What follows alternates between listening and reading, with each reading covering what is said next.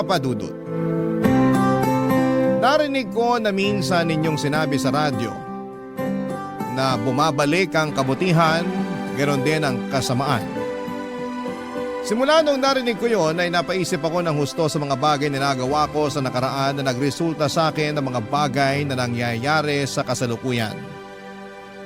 At kaya ako sumulat sa inyong istasyon ay upang hingi ng payo ng mga kabarangay natin tungkol sa aking sitwasyon. Itago niyo na lamang ako sa pangalang Vanessa, 32 years old at taga Rizal.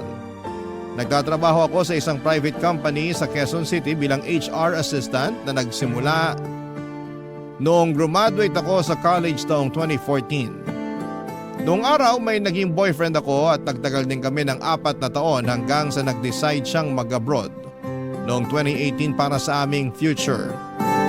Makalipas nga ang 5 buwan ng parehong taong yon. At habang nasa ibang bansa siya ay nagkita kami ng ex-fling ko noong high school na si Aldrin sa isang resort sa Laguna nang minsan kaming pumunta doon ng mga katrabaho ko para mag-relax. Dahil meron na nga kaming nakaraan ay mabilis kaming nagkapalagayan ng loob ni Aldrin. At nalaman ko siya ay single and ready to mingle ng mga panahong yon, Papa Dudut.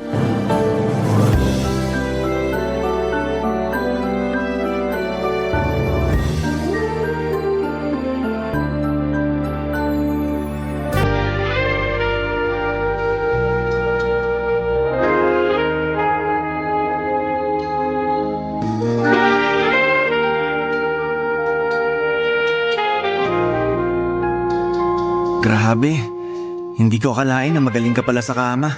Siyempre hindi mo talaga akalain. Kasi hindi mo pa naman ako naikama nung high school tayo eh. Hindi pa rin naman ako nun marunong. Parang totoy pa ako eh. Hindi pa pala sa lagay na yun? Oo, Eh bakit ang babaero mo na? Kung kani-kaninong babae na didikit ang pangalan mo. ganun talaga pag gwapings at malakas ang dating. Yabang. Pero hindi naman pala marunong humalik. Uy, marunong naman. Sa bagay, galing mo nga kanina eh. Gusto mo isang round pa? Mamaya na. Pagod pa ako, pahinga muna tayo. Grabe no, ang tagal na rin simula nung huli tayo nagkita. Pagkakatanda ko, high school graduation natin yun.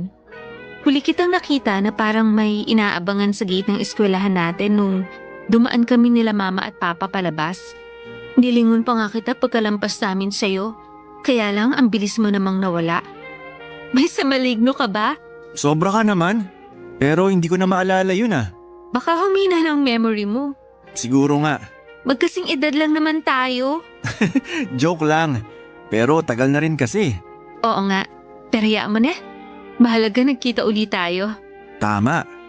Kumusta pala yung trabaho mo dun sa call center? Parang nabanggit mo nung nakaraan na magre-resign ka na. Natuloy ba? Hindi eh. Kasi naisip ko magde-December na. Sayang yung 13-month pay. Siguro sa susunod na taon na lang. Ikaw talaga, mautak ka rin eh. Alam mo yan, HR ka eh. Oo. Pero naniniwala naman ako na hindi mo aalisan yung kumpanya mo kung matino sila sa mga tauhan nila. Oo, tsaka pwede rin naman na gusto lang namin mag-improve sa mga career namin o sumubok ng ibang bagay. Bakit? May naiisip ka ba na bagong career? Wala pa nga eh. Pero tsaka na yun, di pa naman ako aalis sa trabaho. Oh, ikaw ba? Anong ako? Hindi ako naghahanap ng bagong career, just for you to know. Alam ko naman. Pero yung itatanong ko talaga anong plano mo ngayon sa boyfriend mo? Hanggang kailan mo siya planong lokohin? Yun nga eh. Pagkatapos nung nangyari sa atin, parang bigla akong nakonsensya. Ibig mong sabihin gusto mo nang tigilan yung ginagawa nating panloloko sa kanya? Hindi. Yung gusto kong tigilan yung relasyon namin kasi... kasi wala na rin naman yung patutunguhan. Malayo siya sa akin. Pakiramdam ko mag-isa ako. Mahirap pala yung ganito. Yung bang sa cellphone lang kayo nag-uusap, tapos madalas sandali lang kasi iba oras dun sa kanila. Ilang buwan na nga ba siya doon? 5. Pero kahit na, kung noong mga una hanggang 3 buwan nakakapagtiis pa ako sa setup namin, pwesto mga sumunod, narealize ko na hindi ko pala talaga kaya yung LDR. Para ako mababaliw. Lalo na nasanay ako na malapit lang kami sa isa't isa sa loob ng 4 na taon ng relasyon namin. Kaya hindi mo ako masisisi na nagawa ko sa kanya tong panluloko ko. Hindi naman kita sinisisi. Gusto ko lang malaman mo na masaya ako kasi nagkita ulit tayo at naging close. Tsaka kung magiging single ka na, naisip ko, pwede tayo magsimula ulit, lalo single rin naman ako. Talaga? Totoo ba yan? Oo naman. Totoong totoo.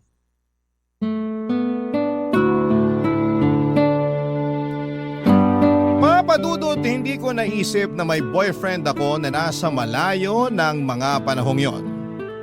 Dahil na rin sa pangungulila sa kanya ay nagawa ko siyang lokohin. Doon ko nga na-realize na hindi ko pala talaga kaya ang long distance relationship. Kaya nung una pa lamang ay hindi na ako sang-ayon sa plano ng boyfriend ko na pag-iibang bansa. Although nangako naman siya sa akin na pasusunod rin ako doon, alanganin pa rin ako dahil ayokong mapalayo sa pamilya ko rito sa Pilipinas.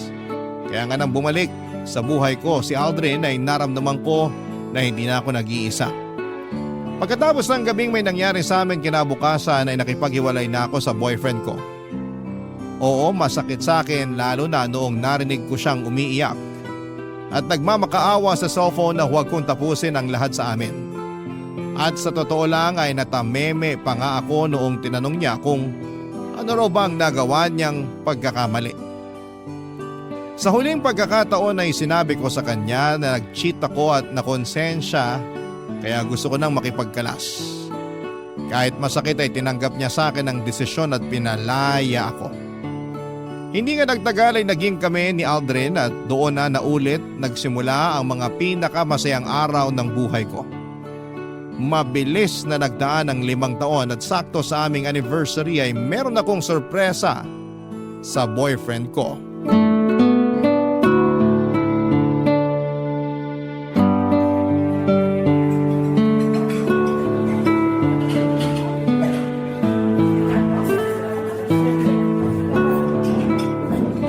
Happy anniversary, mahal! Happy anniversary din. Grabe! Hanggang ngayon hindi pa rin ako makapaniwala na 5 years na tayo. Ang bilis ng panahon, parang kailan lang. Oo nga eh. Ang dami nating pinagdaanan. Pero yung di ko talaga malilimutan nung nag-pandemic. Daig pa natin yung nag-LDR nun. Kasi literal na ilang buwan din tayong di nagkita dahil bawal lumabas. Kaya nga, mahirap din sa part ko. Kasi na-stuck ako sa condo unit na nirerentahan namin ng mga katrabaho ko na malapit sa office. Kaya sobrang bilib ako sa'yo, mahal. Kinaya mo. Naalala ko nun sinabi mo parang di mo kaya makipag-LDR. Oo, pero lahat naman tayo apektado ng pandemic nun. Alam nga naman mag-inarte ako. Swerte lang talaga ng ibang couple kasi na-lockdown sila na magkasama. Sa tono mo parang gusto mo na tayong ma-lockdown na magkasama. Oo, at mukhang mangyayari na yon dahil may sorpresa ako sa'yo. Ano yan? Sorpresa nga, di ba? Parang bigla akong kinabahan. Normal lang yan, pero kalmahan mo lang. Pag nalaman mo kung ano yung surprise ko, siguradong matutuwa ka. Sige nga, ano ba yon? Teka, kunin ko lang sa bag ko. Alam ko nandito lang yun eh. Ah, ito. Saan? Pero pikit ka muna. Kailangan pa ba yon? Oo, para may thrill. Ikaw talaga? Dami mong alam? Siyempre. So ano na? Pumikit ka na. Ito na, pipikit na. Kailangan ko rin bang magbilang ng 1, 2, 3? Pwede rin naman. Yan, nilagay ko na sa harap mo. Dilat ka na. Sige. Ano yan? Surprise! Magiging tatay ka na! Hala, totoo ba to? Hindi ka nagbibiro, mahal? Bakit naman ako magbibiro? Siyempre, totoo yan. Nung nakaraang araw pa talaga yan. Kanina, bago ako pumunta dito sa restaurant para sa anniversary dinner natin, dumaan muna ako sa OB para magpa-check up. Tapos confirm. Gusto mo makita ultrasound ng baby natin? Oo naman, sige, patingin ako. Sige. Kunin ko lang sa bag. Ah, ito oh. Tignan mo yung sonogram ko. Yan yung baby natin. Oo nga, magiging tatay na nga ako. Masaya ka ba? Tinatanong pa ba yan? Siyempre masayang masaya ako. Sa sobrang saya ko parang gusto kong sumigaw. Yan naman yung wag mong gagawin. Kasi baka kalad ka rin tayo ng guard palabas. Mukha pa naman masungit si Manong. Oo nga, pero joke lang naman yun. Masaya lang talaga ako. Ako rin naman eh. Kabado nung una kasi wala akong idea sa pagbubuntis. Pero alam kong kakayanin ko naman dahil kasama kita. Hindi ko mawawala sa tabi ko, di ba? Oo, hindi ako mawawala sa tabi niyo na magiging baby natin. Thank you. I love you, mahal. I love you too, mahal. Salamat sa napakagandang regalo mo. Papa Dudut, sobrang saya ko talaga nang nalaman kong magkaka-baby na kami ni Aldrin. Sakto kasi pareho na rin naman kaming 31 years old noon at dagdag pa nga sa kasiyahan ang nakita ko. Ang excitement sa mga mata ng boyfriend ko pagkatapos niyang malaman na buntis ako. Alam ko, Papa Dudut, na malaki ang magbabago sa relasyon namin lalo na at magkakaanak na kami, pero wala kaming hindi kayang gawin para sa baby namin. Excited na kaming maging magulang at pinangako namin sa anak namin na ibibigay namin lahat ng mabubuti at magagandang bagay sa kanya. Kaya lang 2 buwan matapos kong sabihin kay Aldrin na buntis ako ay meron din siyang ipinagtapat sa akin.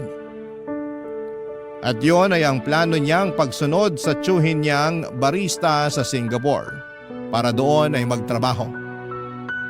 Nung una ay nagtampo ako sa kanya dahil ayaw ko talaga ng LDR, pero pinarealize sa akin ni Aldrin na kailangan kong kayanin dahil gagawin lang naman daw niya yon para sa anak namin at sa magiging pamilya namin sa hinaharap, Papa Dudut. Barangay Love Stories. Barangay Love Stories. Papa Dudut, ginawa ko naman ang lahat ng makakaya ko para hindi kainin ang matinding lungkot habang nandito ako sa Pilipinas at nasa Singapore si Aldrin. 4 na buwan na noon ang tiyan ko nang umalis siya bago siya tulungang sumampa sa eroplano ay nangako sa akin ng boyfriend ko na lagi kaming mag-uusap sa cellphone para hindi ko raw maramdaman na malayo kami sa isa't isa. Naniwala at nagtiwala ako sa kanya dahil alam ko na para rin naman sa baby namin ang pag-iibang bansa niya. Oo, kahit ayoko ng LDR ay sinantabi ko ang sarili kong kapakanan para sa anak namin. Maayos naman ang unang 3 buwan namin ni Aldrin bilang LDR couple. Challenging lalo, paano namin pinagkakasya sa ilang minuto ang lahat-lahat na mga nangyari sa araw namin sa aming kwentuhan. Pero sa tulong ng mga kaibigan ko na matagal na rin sa ganong setup ay nakakuha ko ng tip kung paano mapapanatili ang init at saya ng relasyon namin. Kaya lang nung nag-4 na buwan na si Aldrin sa Singapore ay napansin ko na dumalang ng pakikipag-communicate niya sa akin. Bagay na hindi ko na kinatutuwa, Papa Dudut.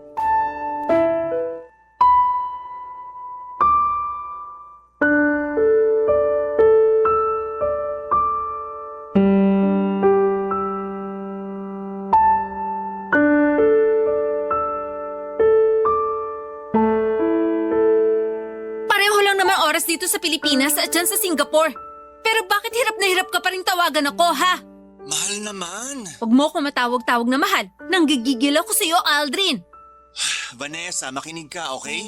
O ngayon yan na lang tawag mo sa akin. Sabi mo huwag kitang tawaging mahal. Ano gusto mong itawag ko sa'yo? Kahit kailan napakahina mong umintindi. Siyempre kahit ayoko na tawagin mo kung mahal, ibig sabihin nun gusto ko pa rin talaga. Ay, kahit kailan labo niyo talaga mga babae. Ayaw daw pero gusto. Ano kaya yun? Basta, naiinis pa rin ako sa'yo. Bakit ka ba kasi naiinis? Kasi wala ka ng oras sa akin. Dati naman bago tayo matulog, nakakapagkwentuhan pa tayo. Pero ngayon hindi na, kasi madalas nauna ka na matulog. Pagod nga kasi ako sa trabaho, tapos lagi pa kaming overtime. Kaya hindi na rin tayo nagpapang-abot. Kapag nag-online ako, ikaw naman yung offline. Malamang, anong oras ka ba nag-online? Madaling araw na. Maawa ka naman sa akin, buntis ako. Alam ko naman yun. Kaya nga hindi sumasama ang loob ko pag hindi tayo nakakapag-usap. Ganon? Oo.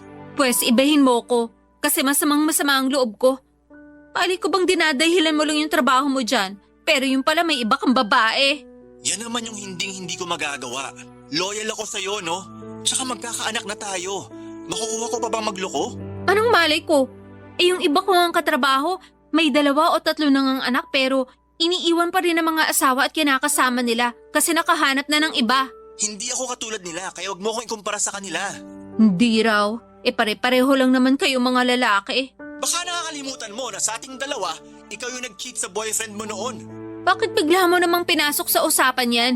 Nakakainis ka na eh. Sumusobra ka na sa pambibintang mo sa akin. Kung alam mo lang yung hirap ko rito sa ibang bansa para lang masustentuhan ko kayo na magiging baby natin, para sabihin ko sa'yo hindi madali. Tapos ikaw, tamang hinala lang dyan. Sino ba kasi may desisyon na pumunta ka dyan? Di ba ikaw lang din? Hindi mo pa nga sinabi sa akin no na may plano ka palang sumunod sa tsuhin mo dyan sa Singapore. May pasabi-sabi ka pa na hindi ka mawawala sa tabi namin ng anak natin. Pero hindi mo naman tinupad. Nak naman ang... Alam mo, napipiko na ako sa'yo ah. Baba na kaya kita ng cellphone. Sige, subukan mo para hindi mo na kami makontak ng anak mo. Anong ibig mong sabihin? Alam mo kung anong ibig kong sabihin, kaya wag ako, Aldrin. Okay, I'm sorry. Pagod lang talaga ako sa mga away na ganito. Kaya please naman mahal, wag na tayong mag-away oh. Hindi lang tayo mag-aaway kapag umuwi ka na rito sa Pilipinas. Ano? Sabi ko, umuwi ka na dito sa Pilipinas. Walong buwan na tong tiyan ko. Anong plano mo? Manganganak ako nang wala ka sa tabi ko? Pero hindi ba tapos yung kontrata ko rito? Sayang naman mga ginastos ni Tito para lang makapunta ako rito sa Singapore. Wala akong pakialam. Mamili ka. Magstay ka dyan o hindi mo na kami makikita ng anak mo kahit kailan. Ano? Sagot! Papa Dudut, hindi niyo ko masisisi kung gano'n na lamang ang nararamdaman ko ng mga panahong yon. 8 buwan na akong buntis, sa susunod na buwan ay manganganak na ako. Sa loob ng 4 na buwan ay emosyonal ako dahil malayo sa akin si Aldrin, tapos ay nawalan pa siya ng oras sa akin dahil sa pagiging abala niya sa trabaho. Praning din ako na baka niloloko na pala niya ako at dinadahilan lamang niya ang kanyang trabaho doon. At kahit na pinabulaanan niya yon ay hindi ako naniwala sa kanya. Sabihin niyo nang takot din ako sa sarili kong multo mula sa panlolokong ginawa ko noon sa ex-boyfriend ko. Dahil sa pananakot ko kay Aldrin na hindi ko ipapakita sa kanya ang anak namin. Kapag hindi pa siya umuwi ng Pilipinas ay walang nagawa ang boyfriend ko kundi ang pagbigyan ng gusto ko. Bumalik siya ng bansa kahit na masama ang loob niya sa akin.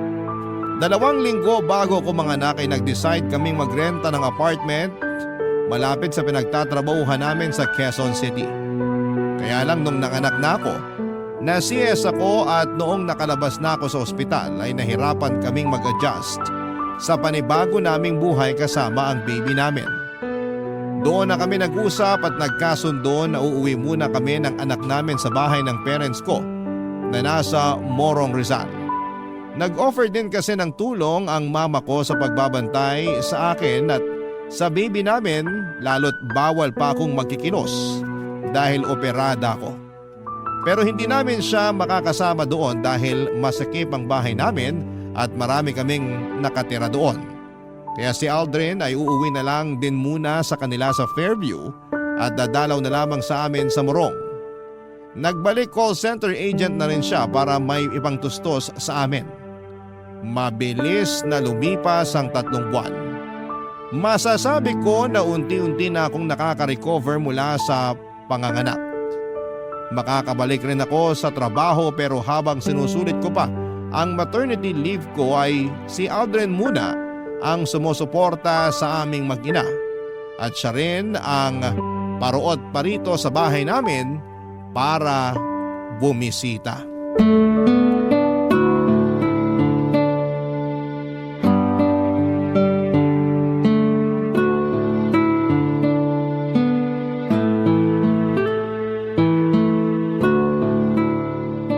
Yun!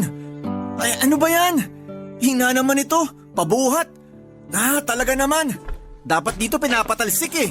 Mahal, pwede bang hinaan mo ang boses mo? Baka magkising ang anak natin eh. Mahina naman boses ko ah. Hindi mahina ang boses mo. Dinig na dinig nga hanggang dun sa sala. Nakakahiya kina mama kasi hindi na nila maintindihan yung pinapanood nila sa TV. OA naman. Pwede namang lakasan yung volume ng TV. Kasalanan ko talaga.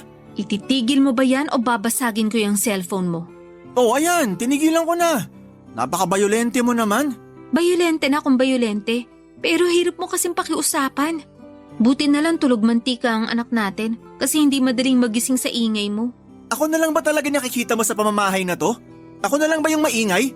Kanina nga naririnig ko yung tatay mo nagpupukpuk doon sa labas. Tapos yung kapatid mong isa ang lakas makipag-cellphone. Abot dito sa kwarto yung ingay ng chismisan nila. Pwede ba wag mo silang ikumpara sa'yo? Alam nga naman magreklamo ako. Nakikitira lang naman ako dito sa bahay. Sina mama at papa pa rin ang may-ari nito, no? Ganon. Kaya ako na lang yung mag-a-adjust. Ano ba kasing kinakagalit mo? Pwede ka naman maglaro ng hindi dumadaldala. Hirap sa inyo ng mga online gamer, napakaingay. Palibhasa, di ka gamer. Kaya wala kang alam sa nararamdaman namin. Hindi ko na kailangan maging gamer, no? Diyan pa lang sa anak mo, ubus na ang oras ko. Na hindi na nga ako makapagsuklay ng buhok o makapaligo man lang pag hindi hawak ni mama yung baby natin. Tapos makukuha mo pa maglaro katulad ng ginagawa mo? Wala namang masama sa paglalaro ko Wala nga, pero... Pero ilugar mo naman. Huwag naman sa tuwing nandito ka sa bahay para dalawin kami ng anak mo. Kasi nakakainis na Ano namang nakakainis doon? Hirap sa'yo, masyado mong pinapansin lahat. Papansinin ko talaga kasi wala ka ng oras sa amin ng anak mo. Lagi ka nalang naglalaro sa cellphone mo tuwing nandito ka sa bahay. Buti sana kung mahaba yung oras na nilalagi mo rito, hindi naman. Maya-maya uuwi ka na rin tapos hindi pa tayo nakakapag-bonding. Ano ba kasing bonding ang gusto mo? Gusto mo na bang sundan na agad natin yung anak natin? Siyempre hindi. Bastos ka. Anong bastos doon? Tingin mo sa akin yun lang yung habol ko sa'yo? Malay ko. Sabi mo kasi wala na tayong bonding Oo, pero hindi yun ang sinasabi ko. Wala ka namang sinasabi kung ano. Kaya malamang maiisip ko yun. Tsaka bakit ngayon ka pa naging conservative? May anak na tayo. 5 taon na rin tayo magkarelasyon. Mag-6 na taon na nga Kahit na. Sana man lang, naisip mo na bagong panganak ako. Ni hindi pa nga naghihilom na maayos yung tahi ko tapos naiisip mo na talaga yung bagay na yun? Kung ikaw kaya yung magbuntis at manganak nang malaman mo yung hirap naming mga babae. Sorry na. Surihin mo mukha mo. Mahal naman Buisit. Naaalibadbaran ako sa pagmumukha mo.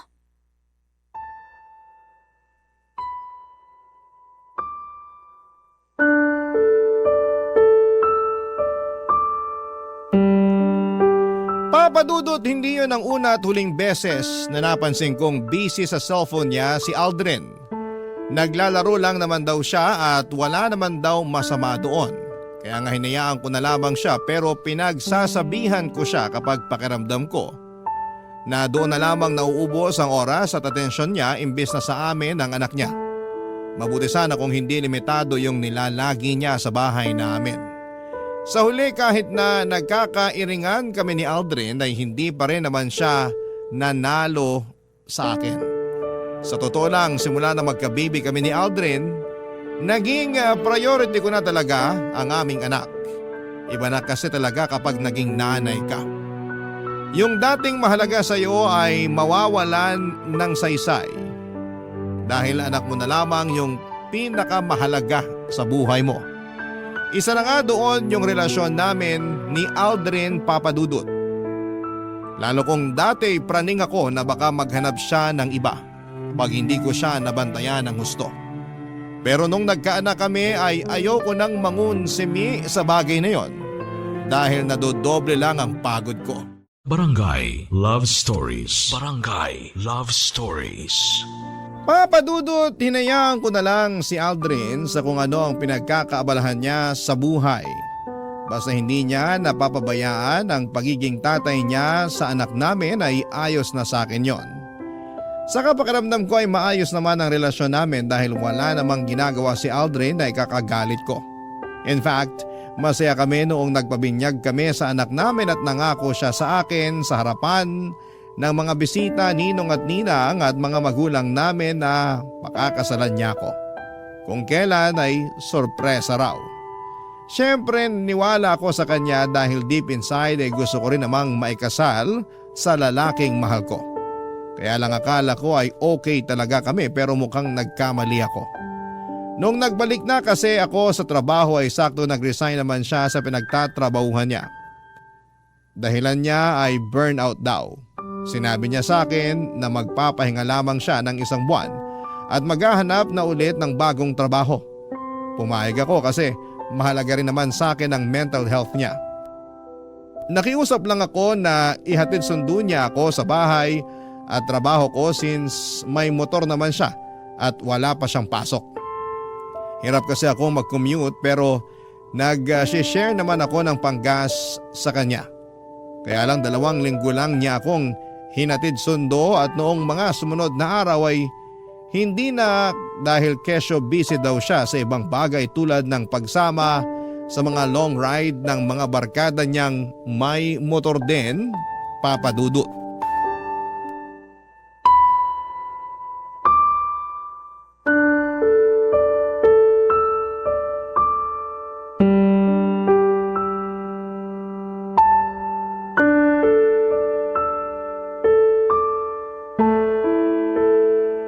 Mag-usap nga tayo, Aldrin. Nag-uusap na tayo. Huwag mo nga akong pilosopahin. Seryoso ako. Seryoso rin naman ako ah. Sabi mo mag-uusap tayo. O ayan, nag-uusap na tayo. Tsaka pwede ba? Kung aawayin mo ako, wag mo na lang din akong kausapin. Wala ako sa mood makipagtalo. Pagod ako. At ikaw pa talaga yung wala sa mood? Kumusta naman ako? Tsaka ano yun? Pagod ka? Wala ka namang ibang ginagawa kundi makipag-long ride sa mga barkada mo. Huwag mong sabihin na dun ka napapagod. Oo, dun nga. Wow, kapal naman talaga ng pagmumukha mo. Bakit ba kasi? Napapansin ko panay sama mo sa mga barkada mo magmotor. Imbis na ihatid sundo ako sa trabaho. Lagi mong dahilan pagod ka. At hanggang dito ba naman sa pagpunta mo sa bahay, yan pa rin nirarason mo? Yun nga kasi yung totoo. Tsaka sorry na kung hindi na kita nihahatid sundo. Babawi na lang ako sa'yo. Wala ka nang babawian kasi ayoko na. Kung pagod ka, mas pagod ako. Anong ibig mong sabihin? Kung umasta ka, akala mo kung sino kang walang anak? Hindi pa lang tayo magkasama sa iisang bubong pero hindi ibig sabihin hindi mo na kami responsibilidad. Kaya naisip ko tuloy, what if maghiwalay na lang tayo? Mahal naman. Huwag mo naman sabihin yan oh. Ayoko maghiwalay tayo. Ayoko rin naman pero pagod na ako. Pagod na ako sa trabaho, pagod pa ako sa biyahe, at mas pagod pa ako sa pag-aalaga sa anak natin pag uwi rito sa bahay. Oo, tinutulungan ako ni Mama. Siyempre nakakahiya naman na palaging siya yung nag-aalaga imbis na ikaw. Dahil ikaw yung tatay, di ba? Oo, pero wala akong alam sa pag-aalaga ng bata.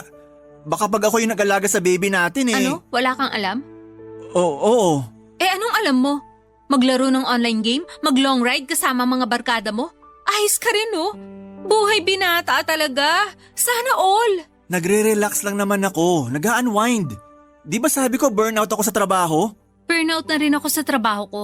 Pero hindi ko magawang umalis dahil iniisip ko yung baby natin. Pero ikaw? Grabe! Bilib din ako sa'yo. Sinabi mo lang sa akin na nag-resign ka na nung last day mo na sa trabaho. Sigurado kasi ako natututulan mo yung pagre-resign ko kung sinabi ko ng mas maaga. Buti alam mo.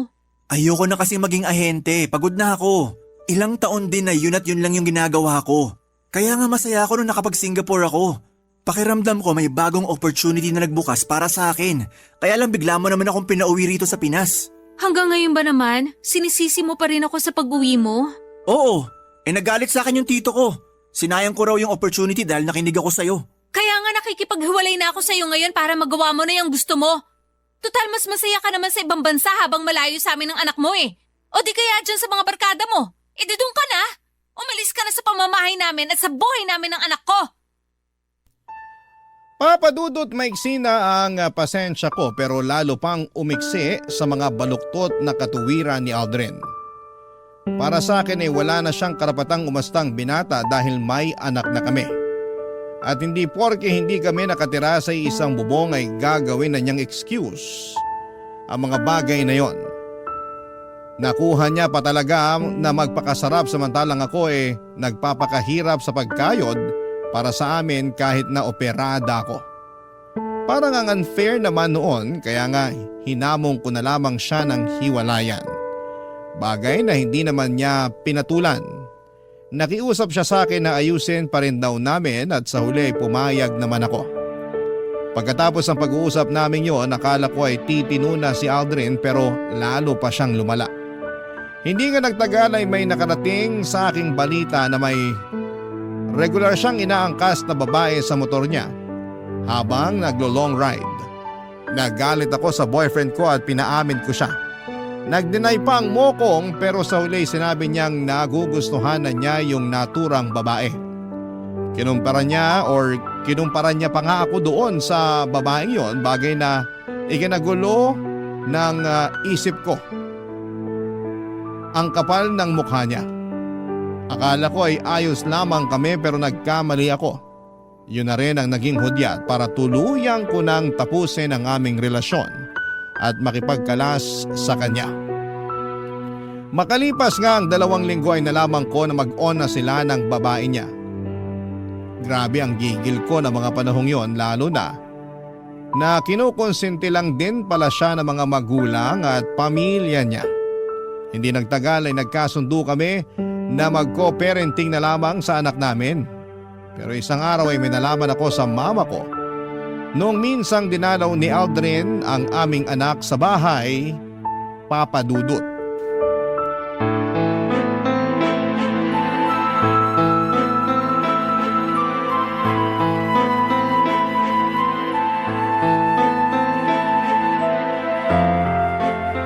Kapal naman ang mukha mo, Aldrin! Tumawag ka lang ba para sabihin sa akin yan? Oo, kasi yun naman ang totoo. Aga-aga! Ano na naman bang kasalanan ko sa'yo? Malaki! Nalaman ko lang naman na sinama mo pala yung babae mo rito sa bahay namin kahapon. Oh, ano naman sa'yo ngayon? Anong ano sa akin ngayon? Tanga ka ba talaga? Bakit mo yung ginawa, ha? Gusto raw niya makilala yung anak natin, kaya sinama ko siya sa bahay. Mabait naman yun, mahilig sa bata. Wala akong pakialam kung mabait siya o mahilig sa bata. Sa susunod na isama mo pa yung babae mo sa bahay namin, hindi mo na pwede makita yung anak natin. Bakit naman? Wala naman kaming ginagawang masama ah. Ayoko lang na mapalapit yung anak ko sa kung sino mang karelasyon mo. Dahil ano na lang sasabihin ng ibang tao, sige nga. Sa lagay mas inaalala mo pa sasabihin ng iba? Oo! Tsaka ayoko na hawak-hawakan ng bago mo yung anak ko. Wala ka na ba talagang respeto sa akin?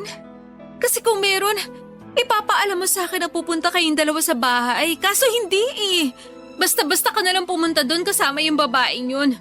Tandaan mo, ako pa rin ang nanay ng anak natin. Hindi naman niya inaangkin yung pagiging nanay sa anak natin. Malamang ikaw pa rin talaga yung nanay. Hindi raw inaangkin pero masyado siyang epal. Sandali nga. Nagsiselos ka ba? At bakit naman ako magsiselos? Mabuti na yung nagkakalinawan tayo. Ipapaalala ko lang sa'yo na tapos na tayo. Ikaw pa nga yung nakipaghiwalay sa akin kaya wala kang karapatan na magselos dyan. Hindi ako nagsiselos. Bakit ko pagseselosan yung babae mo? Malas nga niya. Kasi siya naman yung susunod na mangungunsumi sa'yo. Ay, hirap sa'yo, wala kang bilib sa akin. Buti pa yung girlfriend ko, proud na proud sa akin. Paano ko magiging proud sa'yo? Diskarte mo, bulok. Tsaka pwede ba? Huwag mo akong makumpara-kumpara sa malanding babaeng yan. Tandaan mo na malaki ang kasalanan niyo sa akin.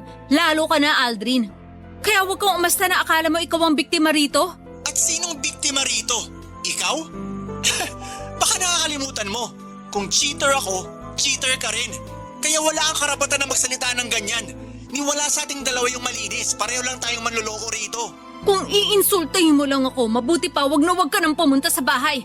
Hindi mo na pwede makita ang anak natin. Wala kang kwentang tatay! Vanessa naman, pag-usapan muna natin to. Tapos na tayo, di ba? Kaya wala na tayong dapat pag-usapan pa. Please, wag mong ilayo sa akin yung anak ko. Pangako, hindi ko na isasama sa bahay niyo yung girlfriend ko. Dapat lang. Dahil malapit ko na kayong pagbuhuli na dalawa. Papadudot, binabaan ko na o nang tawag si Aldrin noong panahon na yon dahil parang sasabog na ang dibdib ko sa sama ng loob. Ang kapal kasi ng mukha niyang ilapit ang anak ko sa babae niya na siyang dahilan kung bakit nasira ang pamilya namin. Kaya nga bago ko pa tutuhanin ang banta ko sa kanya na hindi ko na ipapakita ang anak namin sa kanya, ay nagkasundo kami ni Aldrin na hindi na niya dadalhin sa bahay ang bago niyang girlfriend. Pinagbawalan ko rin siya na pumunta sa amin pag wala ako para makasigurado ako na hindi niya kukunin sa akin ang anak ko. Praning na kung praning pero ayokong mawala sa akin ang bata. Kung tatanungin ninyo ako kung kumusta ang puso ko ay masasabi kong naninibugho ako o nagsiselo sa babaeng ipinalit sa akin ni Aldrin. Pero hindi ko yon pinapahalata sa dati kong boyfriend dahil ayokong magmukhang mahina sa harapan niya. Abot langit ang galit ko sa kanila lalo na sa tatay ng anak ko dahil hindi na niya ako nirespeto nang pumatol siya sa ibang babae samantalang may anak na kami. Sa kasalukuyan ay focus ako sa anak ko at sa pagpapalaki sa kanya. Si Aldrin naman ay dumalang na ang pagbisita sa bata pero hindi ko na masyadong inalam kung bakit. Bahala na siya sa buhay niya. Ayoko ng problema kaya okay lang na nawala na siya sa buhay ko. Pero napaisip tuloy ako. Karma ko na yata ito kasi nagloko ako noon sa dati kong karelasyon. Kung oo, totoo nga na bumabalik ang kabutihan, pati na rin ang kasamaan.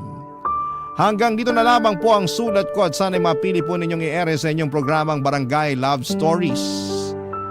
God bless po Papa Dudut and more power sa inyong programa. Ang inyong forever kapuso at kabarangay, Vanessa.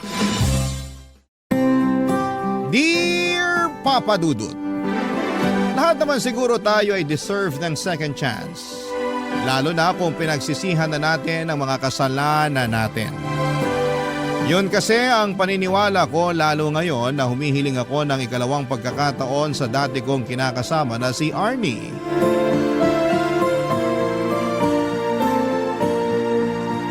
Nagbagong buhay na ako at gusto kong patunayan sa kanya na handa na ulit akong maging responsableng kinakasama niya at tatay ng aming mga anak. Itago niyo na lamang po ako sa pangalang Sev, 35 years old, call center agent at taga Quezon City. May kinakasama ako noon na ang pangalan naman ay Arnie. May anak kami ni Arnie na 4 na taong gulang na. Pero nito lang January 2024 ay nakipaghiwalay ako sa kanya sa kadahilanang nawala na ako ng gana sa aming relasyon. Hindi na siya yung babaeng nakikita ko na gusto ko pang makasama sa pagtanda. At kahit na alam kong masakit ay ginawa ko pa rin ang tingin ko ay nararapat, Papa Dudut.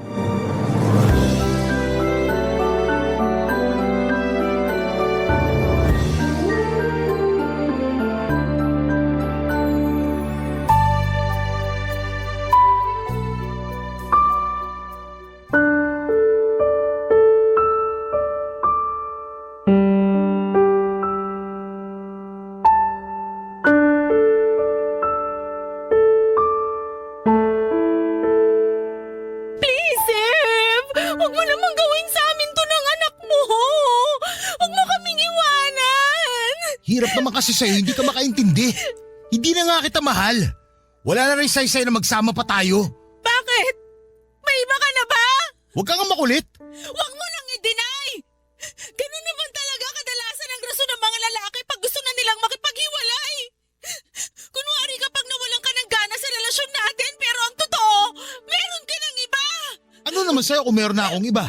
Masama ba yun eh, hindi naman tayo kasal. Anong dahilan yan? Tanga ka ba? May anak na tayo, Sev!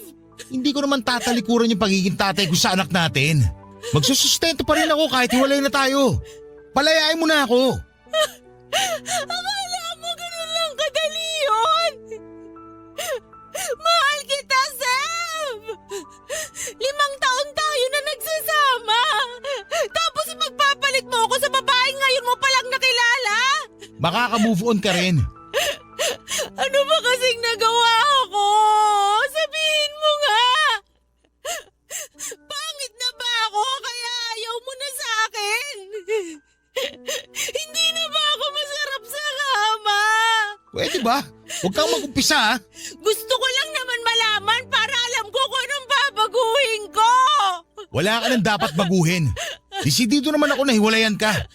Pero sige, para lang sagutin ko yung tanong mo. Oo, malaking bagay yung itsura mo kaya naumay na ako sa'yo. Nakikita mo ba yung sarili mo sa salamin? Kasi kung hindi, pues, tignan mo maigi para malaman mo kung gaano ka kamanas. Para kang balyenang naglalakad. Ang itim pa ng batok mo.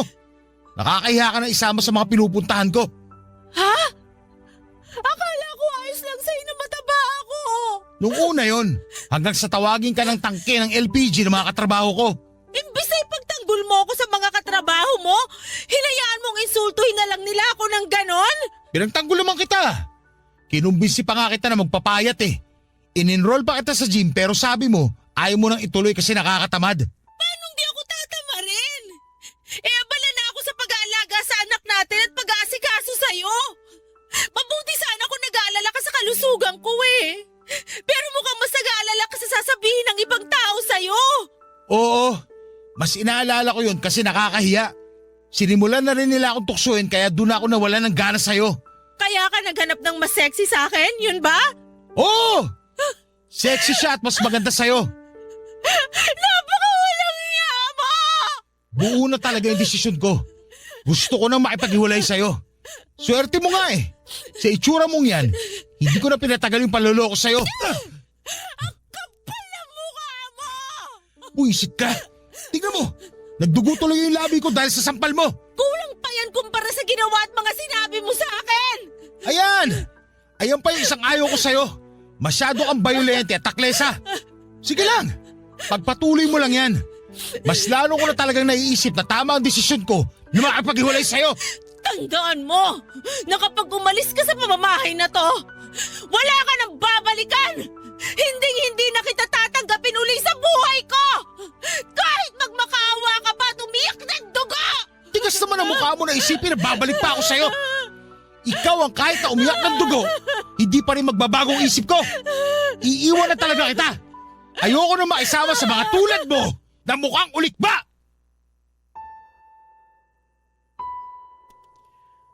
Papa Dudut, hindi ko naman talaga gustong insultuhin si Arnie dahil kahit papaano ay minahal ko naman siya sa loob ng 5 taon naming pagsasama. Kaya lang ay masyado siyang desperadong alamin ang dahilan kung bakit ayaw ko na sa kanya. Bagay na medyo nagpainit sa ulo ko kaya nasabi ko ang katotohanan. Hindi ko rin maintindihan kung gaano ba kahirap tanggapin na ayaw ko na siyang makasama. Pasalamat nga siya, handa pa rin akong magsustento sa anak namin. Nauwi kami sa matinding pagtatalo noong araw na umalis na ako sa nirerentahan naming apartment.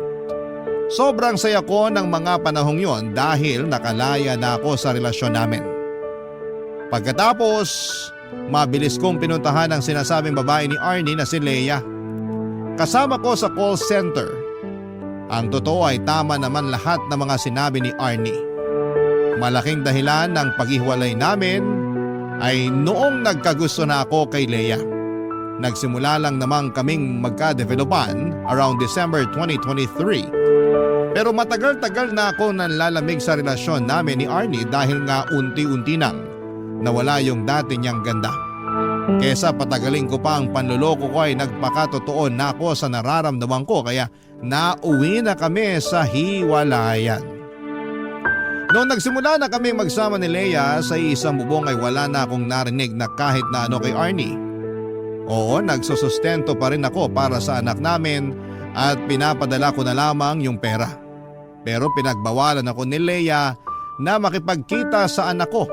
Bagay na pinagbigyan ko naman kasi mahal ko na siya.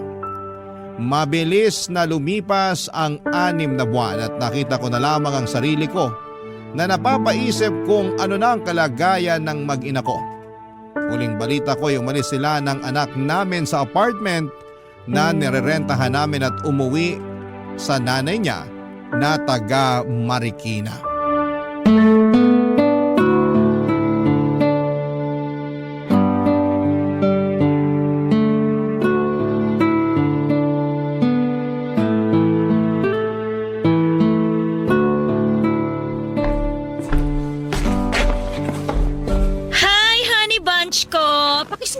Ano ba? Sungit naman, kiss lang eh. Mamaya na, naiirita ako. O bakit ka naman naiirita? Paano? Ang init-init tapos dikit ka ng dikit. Eh di sana binuksan mo yung aircon kesa nagrereklamo ka dyan na mainit. Sira yung aircon. Hindi gumagana kaya naka-electric fan lang ako. Ay, oo nga pala. Hindi ko pa napapapunta yung technician na gagawa ng aircon natin. Lagi kasi nawawala sa isip ko lalo day shift ako. Wala naman ako rito sa apartment natin. O ano gusto mo sabihin? Na porket night shift ako, ako na yung magpapapunta sa technician na gagawa ng aircon. Bakit hindi? Ikaw yun nandito. Unahin ko pang bantayan yung gagawa kaysa sa tulog ko. Ay nako, kahit kailan talaga hindi ka maaasahan sa mga bagay dito sa bahay. Matagal mo ng kontak yung nag-aayos ng aircon. Kaya ikaw na umasikaso nun. Oo na. Sige, pag sinipag ako, pero sa ngayon, tiyagain mo na lang muna yung electric fan. Ano pa nga ba? Basta huwag ka lang dumikit sa akin. Naalibadbaran ako. Magbabangayan na lang ba tayo ngayong rest day natin? Kasi kung oo, mabuti pa pumunta na lang ako sa mall para manood ng sine. At least doon may aircon. Malamig. Bahala ka sa buhay mo. Basta dito lang ako sa bahay. Kanina ko ba napapansin na kasubsob ka dyan sa cellphone mo ah? Ano ba pinagkakaabalahan mo? Patingin nga. Uy! Akin na. Ano ba? Wala lang to. Sa ubo nga inaagaw phone ko. Teka, ano yan ha? Profile ba yan ni Arnie? Bakit ini-stalk mo yung ex mo ha? Ano naman ngayon? Anong ngayon? Bakit mo nga siya ini-stalk ha? Wala lang. Pwede ba? Wag mo akong gawing tanga. Sa palagay mo maniniwala ako sa sagot mo? Wala naman talaga eh. Masyado ka lang praning. Sino bang hindi mapapraning? Sige nga. Ano malay ko? Mamaya nag-uusap na pala ulit kayo. Ang advance mo naman mag-isip. Tsaka hindi na active sa social media si Arnie. Ini-stalk ko lang siya para makita yung mga ina-upload yung picture ng anak namin. Bakit? Namimiss mo na yung anak nyo? Oo! Ilang buwan ko na rin kasi hindi nakikita yung anak ko. Di ba pinagbawalan mo ako na makita siya? Kaya malamang namimiss ko na siya. Oh, sinunod kita ha? Hindi ko kinikita ang anak ko. Baka naman magalit ka pa na tinitignan ko picture niya. Pasensya ka na ha. Takot lang naman ako na baka may feelings ka pa kay Arnie. Tapos magkabalikan kayo pag pinayagan kitang makipagkita sa anak mo. Bakit mo naman naisip eh, ikaw nga yung mahal ko. Hirap sa'yo, lagi kang praning eh. Hindi mo ako masisisi no? Nagawa mo ang iwanan yung mag-ina mo eh. Paano na lang ako, di ba? Baka nakakalimutan mo. Iniwanan ko sila ng dahil sa'yo. Hindi ko nakakalimutan yon. Pero ayoko lang na gawin mo rin sa akin yon. Sa totoo lang, parang malapit na kitang iwan. Nakakayamot ka na eh. Lakas ng tama mo. Mabuti pa umalis ka na. Di ba sabi mo pupunta ka sa mall? Alis na! Ayoko munang makita yung pagmumukha mo dito. Papa Dudut, hindi totoo na may feelings pa ako kay Arnie katulad ng binibintang sa akin ni Leia. Praning lamang siya, bagay na kinakainis ko ng mga panahong yon. Kaya nauwi kami sa pagtatalo. Ayoko sa lahat na pinagbibintangan ako ng bagay na hindi naman totoo. Masama bang ma-curious kung ano na ang buhay ng dati kong kinakasama? Siya pa rin naman ang nanay ng anak ko at dahil nga ilang buwan na kaming hiwalay at hindi ko sila nakikita ay miss na miss ko na ang anak ko. Sa totoo lang ay hindi yun ang una't huling beses na nagtalo kami ni Leia nang dahil sa pangi-stalk ko sa Facebook account ni Arnie. Hindi ko kasi mapigilang tingnan doon yung old photos namin ng anak ko. Bagaman hindi na active si Arnie sa social media ay masaya pa rin ako kasi hindi niya ako in-unfriend. Akala ko kasi ibablock niya ako dahil ganon ang tipikal na ginagawa ng mga babae kapag nasasaktan sila dahil iniiwan sila ng lalaki. Kaya buti na lamang talaga at magkaibigan pa rin kami ng ex ko kahit sa social media lang. Papa Dudut. Barangay Love Stories. Barangay Love Stories. Papa Dudut, kung hindi ang Facebook account ni Arnie ang ini-stalk ko ay madalas akong mahuli ni Leia na tumitingin at nagla-like ng picture ng mga sexy na babae online. Pero para sa akin ay wala lang yon. Paghanga lang yon kasi nagagandahan ako sa hubog ng mga katawan nila. Dumating din yung punto na dumating na rin yung punto na hindi na rin ganon ka-sexy itong si Leia at parang bigla niyang napabayaan ang sarili niya mula noong magsama kami sa loob lang ng 6 na buwan. Kumbagay hindi na siya kaakit-akit sa paningin ko kaya parang nabawasan na rin ang pagmamahal ko sa kanya. Sa kabilang banda ay malaking dahilan din ng panlalamig ko sa kanya ay ang hindi namin pagkakaroon ng anak. 2 beses na kasing nakunan si Leia kaya natakot na siyang magbuntis. Ayaw na niyang sumubo kasi baka raw mag 50-50 na siya sa susunod. At dahil nga sa sitwasyon namin ay na-frustrate ako at lalo kong na-miss ang anak namin ni Arnie. Dumating ang oras na naapektuhan na rin ng husto ang pagsasama namin ni Leia dahil sa dami ng problemang nararanasan namin at sa kadahilan ng hindi kami magkaroon ng anak.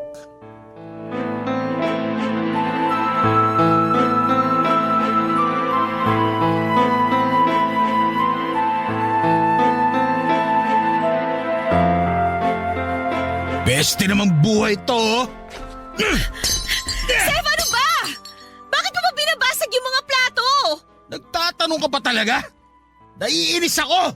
Ikaw pa yung naiinis dyan, pinayagan na nga kita makipag-inuman sa mga katrabaho mo. Tapos pag-uwi mo magwawala ka? Ayos ka rin talaga, ha? Wala kang pakialam kung gusto ko magbasag. Sa naiinis ako eh. Bakit ka ba naiinis? Kasi inggit na inggit ako doon sa katrabaho ko. Piruin mo, kinuha ba naman akong ninong na anak niya? Nung nakita ko yung baby, sobrang cute. Ang sarap buhatin at yakapin.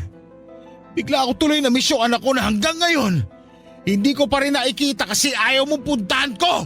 Hindi pa ba sapat na nagsusustento ka sa anak niyo ni Arnie? Bakit kailangan mo pang puntahan yung bata? At saka kahit na gusto mong makita yung anak mo, ang tanong, papayag ba yung nanay niya? Maikiusap ako. Pakikiusapan ko si Arnie na payagan ako makita yung anak namin. Hindi niya pwede ipagkait yung bata sa akin. Miss na miss ko na yan ako. Kumalma ka na, Sev! Ano ba? Alam mo, kasalanan mo lahat to eh. Ha? Anong kasalanan ko? Bakit naging kasalanan ko? Kung binigyan mo lang sana ako ng anak, eh di sana hindi ako naiingit sa katrabaho ko. Hindi ko rin sana namimiss yung anak ko kay Arnie. Kung makapagsalita ka, parang ginusto ko na makunan ako, ah. 2 beses ko namang sinubukan na magbuntis para mabigyan ka lang ng anak. Pero ayaw talaga eh! Nang dahil lang doon sumuko ka na. Sana sinubukan lang natin na sinubukan. Ang dali lang sa'yo na itapon sa akin yung sisi. Hindi kasi ikaw yung nakukunan. Hindi ikaw yung nagbubuntis. So natatakot na ako. Sef, hindi mo ba nararamdaman yung takot ko? Baka mamatay ako pag pinilit natin na magkaanak tayo. Yun din naman ang sinabi ng OB eh.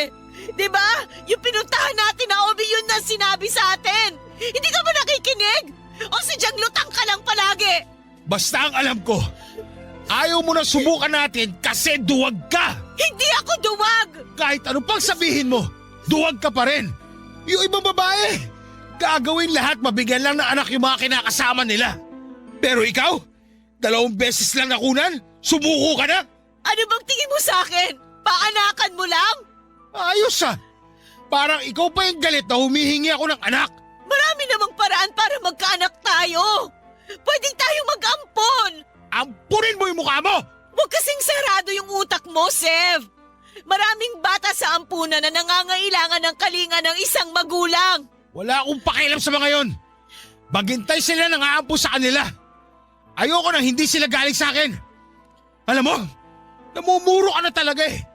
Dahil lang ayaw mo na ulit subukang mabuntis, gusto mo na ngayon mag-ampon? Ang kitid ng utak mo! Ikaw ang makitid ang utak! At sumasagot ka pang hayop ka, ha? Sige! Sige! Subukan mo saktan ako na may kalagyan ka sa barangay! Akala mo kung sino ka? Napakakapal ng mukha mo!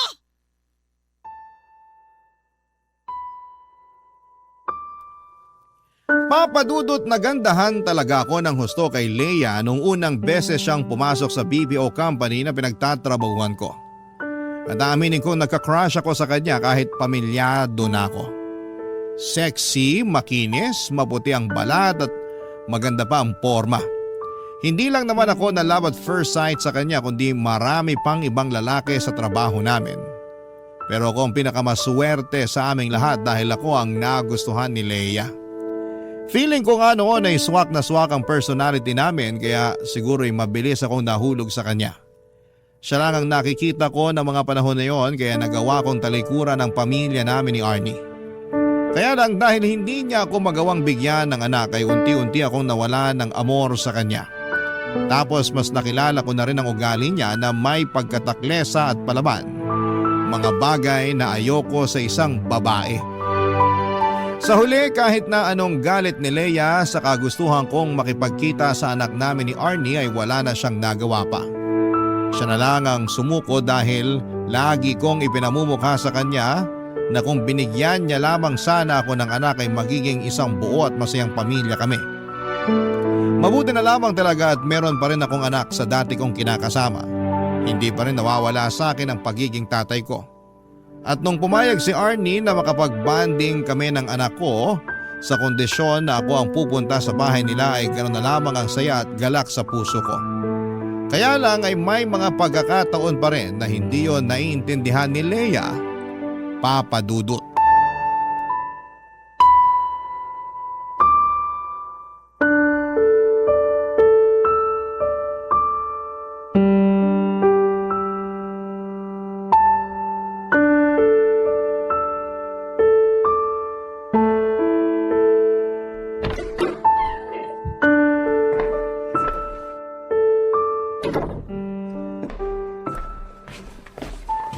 Oh, bakit nandito ka sa bahay, Leia?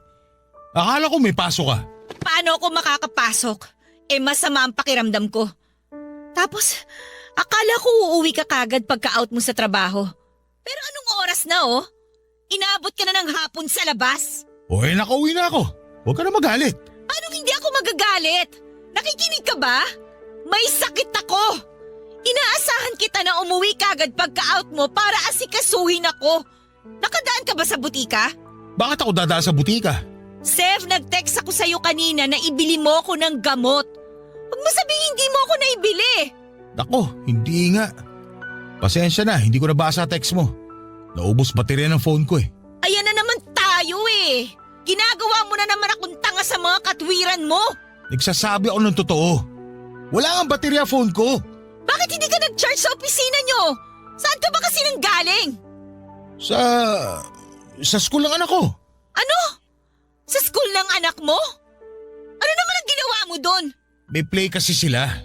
Nung huling beses na nagkita kami, sinabihan niya ako na pumunta raw ako sa school nila para manood. Kaya pumunta ako kanina. Bakit hindi ka tumanggi? Mas priority mo pa yan? Sigurado naman ako nandun si Arnie para manood. Nandun nga. Pero paano ko tatanggihan yung anak ko Gusto ko rin naman siya mapanood sa play nila. Eto na naman po kami. Bata lang yon. Wala pa yung muwang sa mundo. Pakialam ba niya kung mapanood mo siya o hindi? Ang sabihin mo, gusto mo lang talagang pumunta kasi nandun si Arnie. Wala namang kinalaman si Arnie dito. Huwag mo na idama yung tao. Paano hindi ko siya idadamay? Lagi mo nalang pinapasama yung loob ko. Nakuha mo akong tiisin para na manood ng walang kwentang play ng anak mo. Habang nandito ako, masama yung pakiramdam. Nandun ka nakikipagharutan kay Arnie. Manahimik ka! Ano pinagsasabi mo? Kasalanan mo kung mas lalo sumama yung pakiramdam mo. Kung ano-ano kasi pumapasok sa kokote mo. Ako pa talagang may kasalanan? Ikaw nga itong kukumasa, parang walang pakialam sa akin Nagkabali ka na ba kayo ni Arnie, ha? Kaya binabaliwala mo ako ngayon? Ayan ka na naman Tinitiwang ka na naman. Kahit sinong babae, titiwangin sa mga pinaggagawa mo! Wala akong ginagawang masama. Pumunta lang ako sa school ng anak ko para suportahan siya sa play niya. Pati ba naman yung minamasama mo? Kung ano-ano pa sinasabi mo na kesyo priority ko na yung anak ko kaysa sa'yo. Malamang, anak ko yun Pangalawa ka lang sa kanya. Ganon. Huli pala ako sa mga priority mo. Wala ka talagang kwenta, Sev! Wala ka na talagang ginawang matino! Ginagampanan ko lang yung pagiging mabuting ama ko sa anak namin ni Arnie. Hindi ba matino yun? Bakit ba hindi mo yun maintindihan? Oo nga pala. Wala ka pala kasing anak. Ano? Anong sabi mo? Sabi ko, wala kang anak kaya hindi mo alam yung pakiramdam na maging isang magulang. Tapos, nakikipagkompetensya ka pa sa atensyon sa anak ko. Mas bata ka pa mag-isip sa kanya Ang kapal ng mukha mo! Bakit? Nasasaktan ka? Wala akong pakialam. Ikaw naman nagdesisyon na ayaw mo na magkaanak tayo. Kaya ito yung resulta ng desisyon mo. Buti na lang talaga may anak kami ni Arnie. At least, kahit paano, nararanasan ko pa rin magpakatatay sa anak ko. Di tulad mo, inutil na yung matris mo. Umalis ka sa harapan ko, bastos ka! Ayoko na makita yung pagmumukha mo! Lalo mong pinasasama yung pakiramdam ko! Alis talaga ako! Bahala ka sa buhay mo! Kita mong wala pa akong tulog! Tapos, sasabayan mo pa ako ng kaartihan mo! Papadudod sa loob ng 6 na buwan ay sinabi sa akin ni Arnie na napatawad na niya ako dahil hindi naman ako naging pabayang tatay sa anak namin. Na-realize din daw niya ang mga pagkukulang niya sa akin kaya nawala na lamang ako ng amor sa kanya noon. Pumayag siya na mag-co-parenting kami alang-alang sa anak namin, bagay na ikinatuwa ko ng husto. Kaya lang ay mas lalo yung kinainit ng ulo ni Leia. Pero pinanindigan ko ang kagustuhan kong magpakatatay sa anak namin ni Arnie kahit na palagi nagagalit sa akin si Leia. Doon ako nagsimulang maglihim sa kanya kapag umaalis ako at pumupunta sa bahay ng anak ng dati kong kinakasama. Kahit naramdam kong galit pa rin sa akin ang mga magulang ni Arnie, hindi naman nila ako pinagsalitaan ng masama sa harapan ng anak namin. Meron silang pagkokontrol kaya hindi na ako masyadong naiilang na pumunta sa kanila para dalawin ang anak ko. Samantalang si Arnie naman ay may trabaho na sa Ortigas at napansin ko, Papa Dudut, na malaki na ang pinagbago ng itsura at pananamit niya. Barangay Love Stories. Barangay Love Stories. Papa Dudut, dahil po sa madalas naming pagtatalo ni Leia at pakiramdam ko na hindi niya ako naiintindihan sa mga desisyon ko ay unti-unti nang nagkaroon ng lamat ang aming pagsasama. Madalas nga ay nagkikwento ko pa yon kay Arnie at pinapayuhan niya ako na huwag ko na raw gawin kay Leia yung bagay na ginawa ko sa kanila noon ng aming anak. Doon ako tinalaban ng hiya at konsensya. Kaya imbes na makinig sa payo niya, naisip ko na sana'y hindi ko na lamang sinira ang pamilyang meron kami noon. Ilang gabi ko ring inisip kung ano ba talaga ang gusto ko mangyari sa buhay ko. Kung ipagpapatuloy ko pa ba ang pakikisama kay Leia o makikipaghiwalay na lamang ako. Sa huli nag-decide ako na gawin ang sa palagay ko ay tama at nararapat. At yun nga ay ang tapusin na ang relasyon namin ni Leia. Bagay na hindi niya na-appreciate at dahilan kung bakit sobra siyang naggalit sa akin noon, Papa Dudut.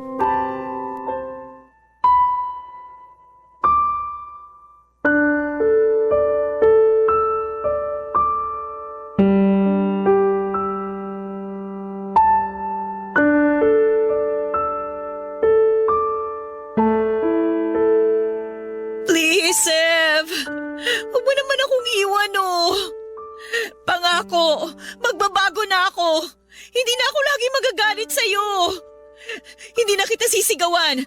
Pagsisilbihan na rin kita lalo. Huwag mo lang akong iwanan. Please naman, Sev. Please. Magsisilbi ang pinagsasabi mo hindi naman kita katulong. Saka ayoko na, Leia. Gusto ko na lang na maghiwalay tayo ngayon ng mapayapa. Bakit mo ba kasi ako iiwan? Ano bang nagawa ko sa iyong kasalanan? Wala, pero marami ka ng pagkukulang eh. Hindi na ikaw yung babae na gustuhan ko. Tignan mo nga yung itsura mo. Mukha ka ng manang. Napakalosa mo ng tignan eh, wala naman tayong anak. Saka yun nga, wala tayong anak kaya wala na rin akong rason para makisama pa sa'yo. Dahil lang sa bagay na yon, kaya iiwan mo na ako? Eh napakasama mo naman palang tao! Kung kasamaan man ang tawag sa pagsasabi ng totoo, eh di ako na masama. Ikaw naman lagi lumalabas na mabuti. Nakikiusap ako sa iyo, wag mo naman akong iwanan, no? Sev, please. Hindi na ba natin pwedeng ayusin to? Pag-usapan natin to, Sev. Wala na tayong dapat pag-usapan. Ayoko na sa'yo kasi masyado kang controlling. Ayoko sa lahat sa babae, yung ganyang klase. Akala ko pa naman iba ka sa lahat, pero mas malala ka pa pala. Kaya nga magbabago na ako. Hindi na ako magiging controlling. Babawasan ko na rin yung pagiging taklesa ko sa'yo. Huwag mo lang akong iwanan, Sev. Please, huwag kang umalis. Sorry, pero kung noon pa sana ginawa yan, baka hindi nawala yung pagmamahal ko sa'yo. Pero huli na kasi ang lahat. Kilala mo naman akong tao. Pag ayoko na talaga. Hindi mo na ba ako mahal? Kaya ganun kadali mo na lang itapon yung pinagsamahan natin? Hindi na. Bakit ang bilis naman? Ewan ko, hindi ko alam. Baka naman hindi mo sinubukan na mahalin ako. Sa loob ng ilang buwan na magkasama tayo, ginamit mo lang talaga ako.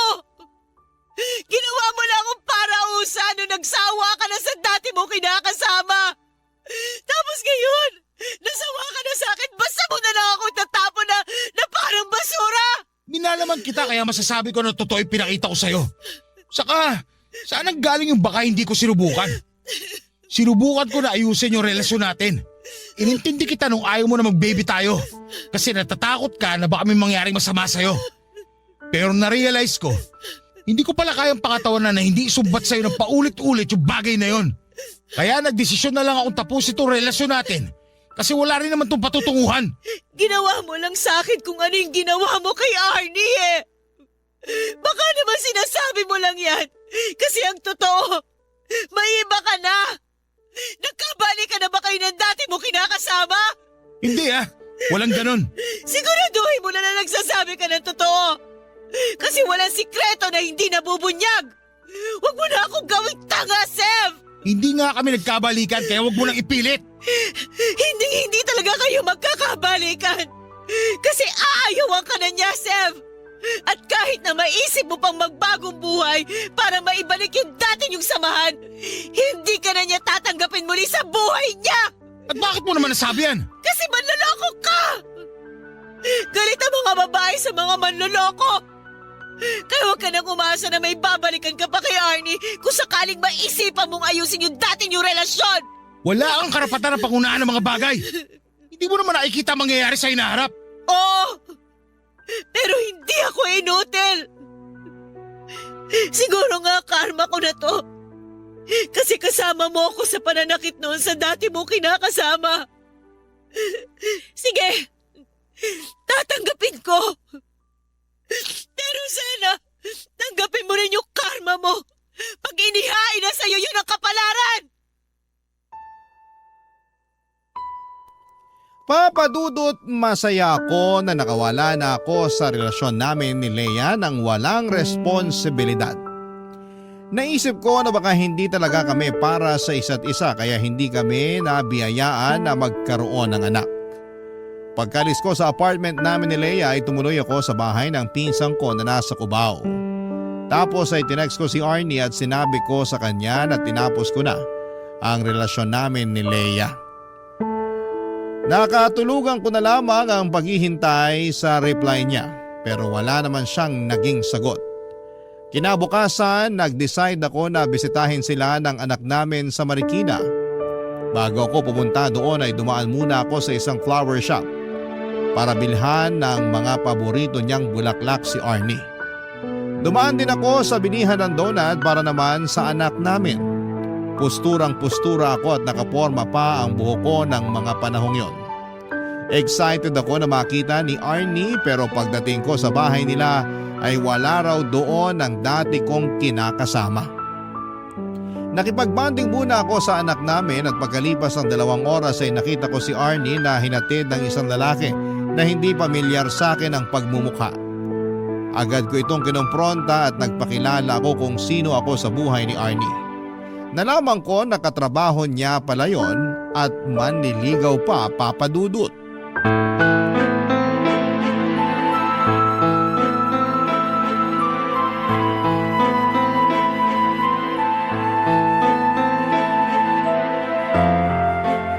Seth, mag-usap nga tayo. Talaga mag-uusap tayo. O bakit parang nagagalit ka? Sino nagbigay sa'yo ng permiso magpaligaw? Seryoso ba talaga yung tanong mo? Oo, kaya sagutin mo na lang. Walang nagbigay sa akin ng permiso. Ako lang ang nagdesisyon na handa na ako magpaligaw. Tsaka bakit? Kanino ba ako dapat magpaalam? Eh di sa akin. Nagdodroga ka ba? Anong sa'yo? Ano ba yung pinagsasasabi mo? Kasi ako pa rin ang tatay ng anak mo. Kaya may karapatan pa rin ako sa'yo. Sira na siguro tuktok mo, no? Baka nakakalimutan mo, hiwalay na tayo. Kahit na ikaw pa ang tatay ng anak natin, iniwan mo na kami. Pinagpalit mo kami kay Leia, di ba? O bakit ngayon bigla ka nagkakaganyan? Hindi mo ba nabasa yung text ko sa'yo kagabi? Wala na ako matatanggap na text message mo, nagpalit na ako ng number. At bakit ka nagpalit? Akin na yung bago mong number, dali! Kapal mo! Kaya nga ako nagpalit para hindi mo na ako makontak eh. Tapos na tayo, kaya wala na rin namang saysay na magkausap pa tayong dalawa. Hindi ko naman pinagkakait sa'yo yung anak mo eh. Kung gusto mong pumunta dito sa bahay para dalawin siya, pumunta ka. Welcome ka naman dito sa bahay ng mga magulang ko. Pero kung pupunta ka man, di mo na kailangang ipaalam sa akin. Hindi na rin naman mahalaga. Kung ganun, hindi mo nga alam ang tukol sa amin ni Leia. Kailangan ko pa bang malaman? Hiwalay na kami, Arnie. Ako nakipaghiwalay sa kanya. Oo, talaga? Oo, kasi... Huhulaan ko. Hindi mo na siya mahal kasi hindi na siya yung babaeng nagustuhan mo. Yung maganda, yung sexy. Tama ako, di ba? Arnie naman. Wala nang bago ron. Yun din naman dahilan mo kaya ka nakipaghiwalay sa akin nun. Aaminin ko na medyo loko-loko ko nun. Kaya ako nagawa yun sa'yo at sa anak natin. Pero nagbago na ako ngayon. Aanin ko naman yung sinasabi mong pagbabago. Sige nga. Kasi gusto ko magsimula ulit tayo. Gusto kong itama yung mga pagkakamali ko sa inyo ng anak natin. Kaya sana bigyan mo pa ako ng second chance. Alam mo, kung nagbibiro ka, congrats kasi napatawa mo ako. Hindi ako nagbibiro. Seryoso ako. Gusto kong makipagbalikan sa'yo at magsimula ulit tayo. Mas gugustuhin ko pang iumpog ulo ko sa pader kaysa makipagbalikan sa'yo.